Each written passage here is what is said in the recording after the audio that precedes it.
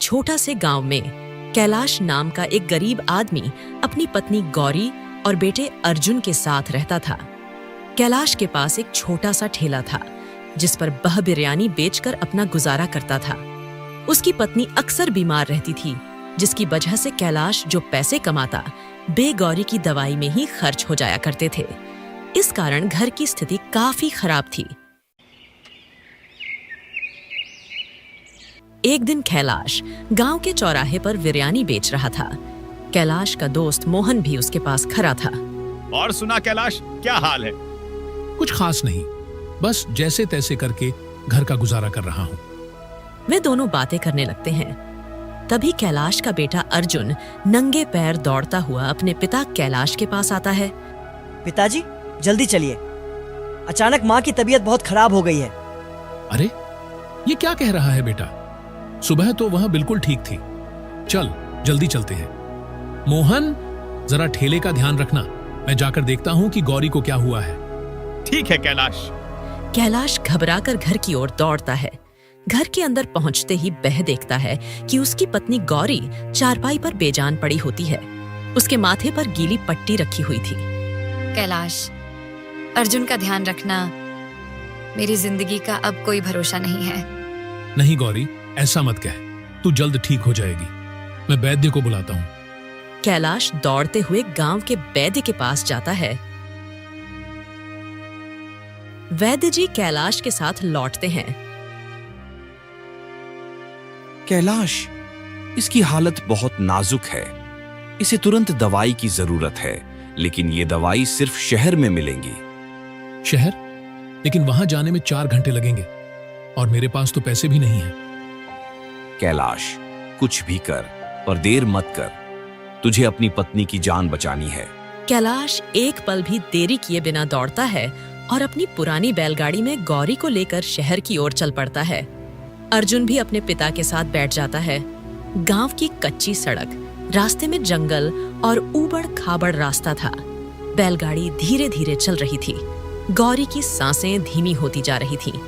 अर्जुन घबराकर अपनी माँ का हाथ पकड़ लेता है। माँ, तुम ठीक हो जाओगी ना? बेटा, तू बहुत बहादुर है। तेरी किस्मत तुझे हमेशा आगे बढ़ाएगी। बस हार मत मानना। अर्जुन रोने लगता है। अचानक बैलगाड़ी का पहिया कीचड़ में फंस जाता है। बैल घबराकर रुक जाते हैं। कैलाश नीचे उतरकर पहिया निकालने की कोशिश करता है। हे भगवान, अब क्या करूं? इतने में रास्ते से एक कार गुजरती है जिसमें एक अमीर सेठ बैठा होता है। अर्जुन दौड़कर कार के पास जाता है और हाथ जोड़कर विनती करता है। सेठ जी, कृपया मेरी माँ को शहर तक पहुँचा दीजिए। उसकी जान खतरे में है। हाँ, लेकिन मुझे देर हो रही है। देखो, मुझे बहुत काम है, इसलिए मैं तुम्हारी मदद नहीं कर सकता। सेठ जी, दया कीजिए, मेरी पत्नी मर जाएगी। मेरी बला से मुझे अपने काम से मतलब है। रास्ते से हटो। सेठ कार लेकर आगे बढ़ जाता है। कैलाश मायूस होकर बैलगाड़ी को धकेलने की कोशिश करता है। अर्जुन अपने छोटे छोटे हाथों से गाड़ी को धक्का देने में मदद करता है। दोनों कोशिश करके बैलगाड़ी को कीच से बाहर निकाल लेते हैं। फिर वे जल्दी से अस्पताल की ओर बढ़ते हैं। शाम का समय।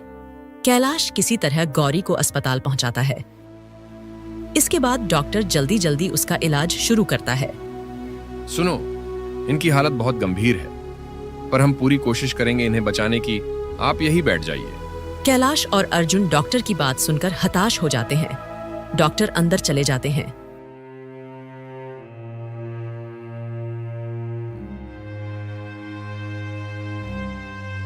कुछ देर बाद डॉक्टर बाहर आते हैं। हमें माफ कीजिए, हम उन्हें नहीं बचा सके। कैलाश जमीन पर बैठकर फूट फूट कर रोने लगता है। अर्जुन की आंखों में आंसुओं का सैलाब उमड़ पड़ता है। माँ, तुमने कहा था मैं बहादुर बनूंगा, लेकिन मैं तो तुम्हें बचा ही नहीं सका। कैलाश बेटे को गले लगाकर रोने लगता है। इसके बाद वे गौरी को लेकर घर की ओर चल पड़ते हैं। जब वे गांव पहुंचते हैं, तभी गांव वाले गौरी की ये दुखद खबर सुनकर वहां इकट्ठे हो जाते हैं। माँ, मैं बड़ा होकर गरीबों के लिए कुछ करूंगा। जो लोग अमीर होकर गरीबों को ठुकरा देते हैं, मैं उनके लिए इंसाफ करूंगा। गांव के बड़े बुजुर्ग अर्जुन की बात सुनकर उसे गले लगाते हैं। अर्जुन की आंखों में मां की यादें और संघर्ष का संकल्प साफ दिखाई देता है। कुछ सालों बाद गौरी की मृत्यु के बाद कैलाश टूट चुका था। उसने ठेला अपने दोस्त मोहन को बेच दिया था, लेकिन अब खेतों में मेहनत करते करते उसकी कमर झुक गई थी। कर्ज का बोझ बढ़ता जा रहा था। अर्जुन अब 18 साल का हो चुका था। वह भी पिता के साथ खेतों में काम करने लगा था। बारिश हो रही थी, लेकिन दोनों कीचड़ में भी काम कर रहे थे। कैलाश हल चला रहा था। अर्जुन भी उसके साथ खेत में लगा हुआ था। बेटा, थोड़ा आराम कर ले, तुझे ठंड लग जाएगी। नहीं पिताजी, मुझे काम पूरा करना है। आपने कहा था कि मेहनत कभी बेकार नहीं जाती। कैलाश बेटे को गर्व से देखता है। अर्जुन का हौसला देखकर उसकी आंखें नम हो जाती हैं। तभी बारिश रुक जाती है। इतने में गांव का साहूकार रघु सेठ खेत पर आ जाता है। उसके साथ उसके गुंडे भी थे। ओए कैलाश, कर्ज की किस्त का क्या हुआ? अभी तक पैसे नहीं दिए? सेठ जी, बस 1 महीने का और समय दे दीजिए।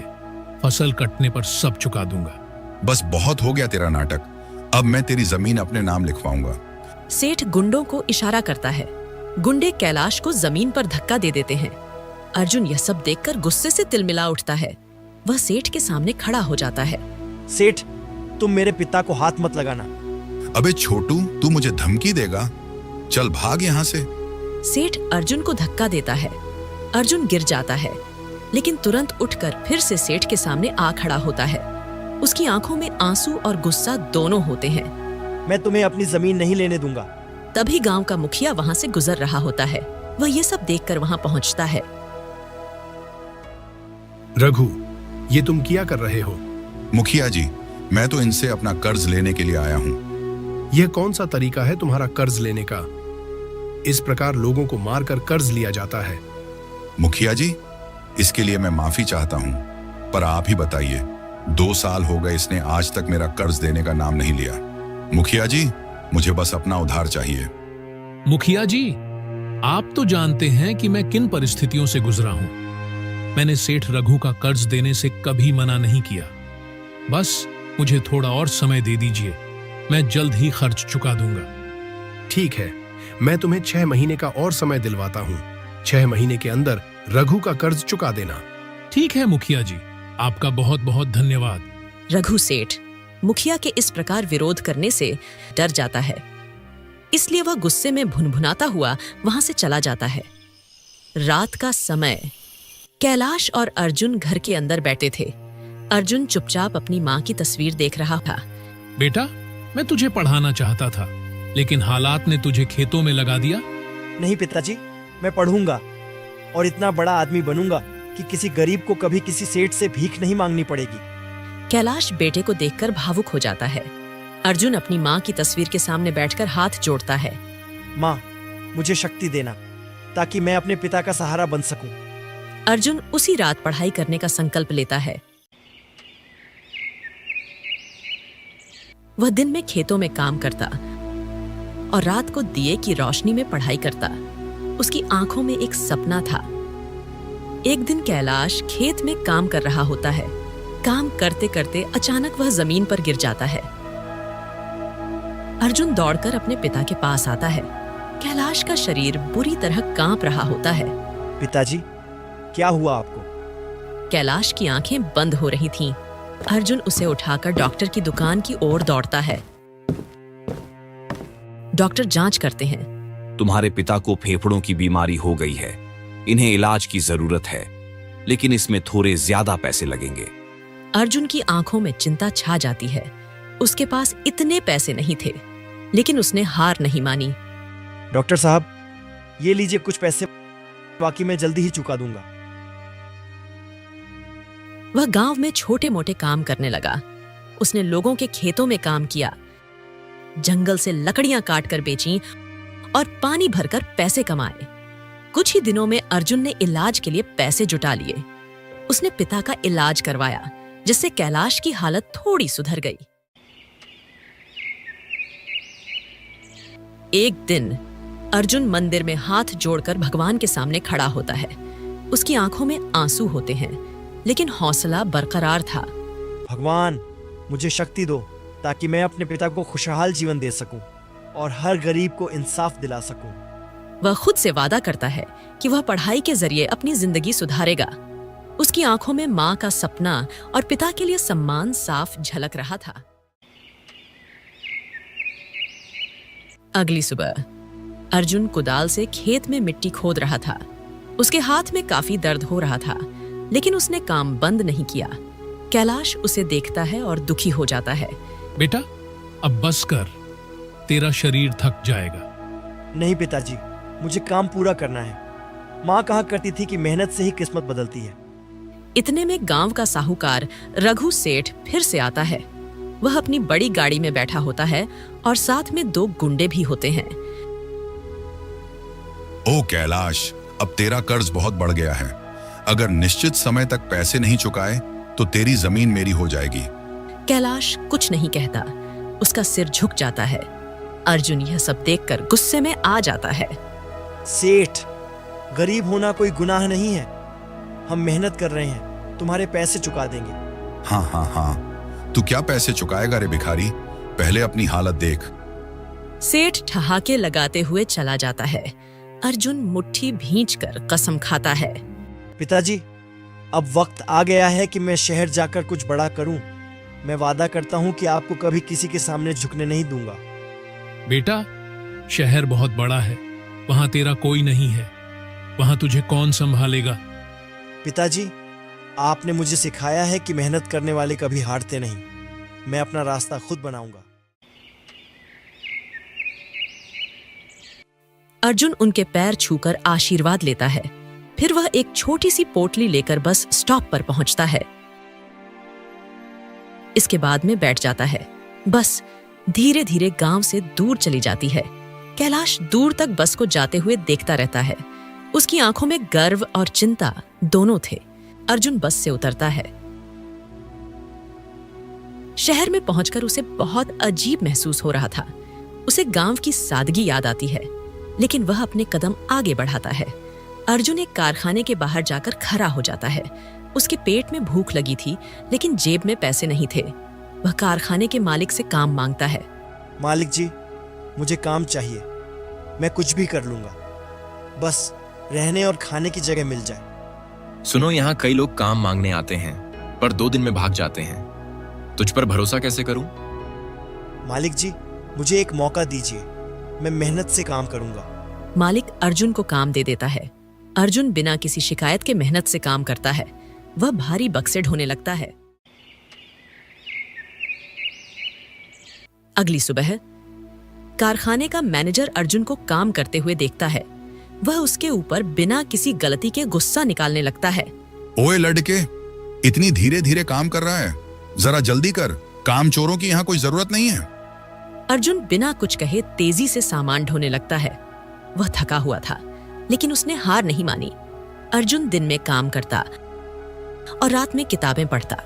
उसकी आंखों में पढ़ाई का जुनून सवार था। रात का समय अर्जुन एक छोटी सी झुग्गी में रहता था। वहां सिर्फ एक पुरानी चारपाई और एक दिया था। वह दिए की मध्यम रोशनी में देर रात तक पढ़ाई करता। उसकी आंखों में नींद होती, लेकिन उसका सपना उसे सोने नहीं देता। मुझे मेहनत करनी ही होगी। पिताजी का सपना पूरा करना है। भगवान, मुझे हिम्मत देना ताकि मैं अपने पिता का सपना पूरा कर सकूं। अर्जुन के कपड़े पुराने हो गए थे, लेकिन उसकी हिम्मत नई थी। धीरे धीरे वह प्रतियोगी परीक्षाओं की तैयारी करने लगा। कई सालों की मेहनत के बाद अर्जुन एक बड़ी सरकारी नौकरी की परीक्षा देकर मंदिर में भगवान के सामने हाथ जोड़कर प्रार्थना कर रहा होता है। हे भगवान, मुझे हिम्मत देना ताकि मैं अपने पिता का सपना पूरा कर सकूं। कुछ दिन बाद अर्जुन अपनी झोपड़ी के बाहर बैठा हुआ था। उसकी आंखें सूजी हुई थीं, क्योंकि वह रात भर जागकर तैयारी करता था। तभी एक डाकिया उसके पास आता है और उसे एक लिफाफा देता है। वह कांपते हाथों से लिफाफा खोलता है। उसकी आंखें चमक उठती हैं। अर्जुन का उस नौकरी में सिलेक्शन हो गया था। उसकी मेहनत रंग लाई थी। वाह, मैंने कर दिखाया। पिताजी का सपना पूरा हो गया। वह खुशी में फूट फूट कर रोने लगता है। 2 महीने बाद अर्जुन बड़ी गाड़ी में बैठकर गांव लौटता है। वह अब एक सरकारी अधिकारी बन चुका था। गांव वाले उसे देखकर हैरान रह जाते हैं। कैलाश, जो अब बूढ़ा हो गया था, बेटे को देखकर अपने आंसू रोक नहीं पाता। बेटा, तू सच में मेरा अर्जुन है। तूने अपना वादा पूरा कर दिया। गांव वाले अर्जुन की सफलता से बहुत खुश थे। रघु सेठ, जो कभी अर्जुन का अपमान करता था, अब उससे हाथ जोड़कर माफी मांगता है। अर्जुन बाबू, मुझे माफ कर दो। मैंने तुम्हारे साथ बहुत बुरा किया।